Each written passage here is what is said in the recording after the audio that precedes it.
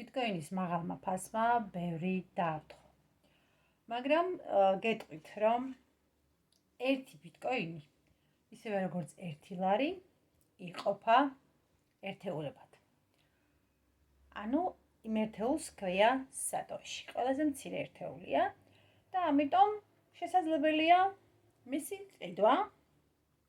ასევე ეს არის ლოდინი, რადგან როდესაც კურსი მოიმატებს, რა თქმა უნდა, მაშინ გაანახდება. მაგრამ არის მეორე გზა, მისი გამომუშავება ქსელის შენებით. როგორ ხდება ეს ყველაფერი? ბევრს აშინებს და იძახიან, რომ მე ადამიანებს ვერ მოვიწვევ. კი ბატონო, არ მოიწვია, მაშინ დაელოდე. მაგრამ როდესაც არსებობს ორი გზა, ადამიანი რატომღაც მხოლოდ ერთს ირჩევს.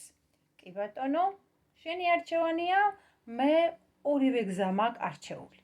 როგორც ქსელის შენება, ისე ყიდვა. ყიდვაზე ველოდები, ხოლო ქსელის შენებით უფრო მეც გამოიმუშავებ. იგივე შეძლებ შენ.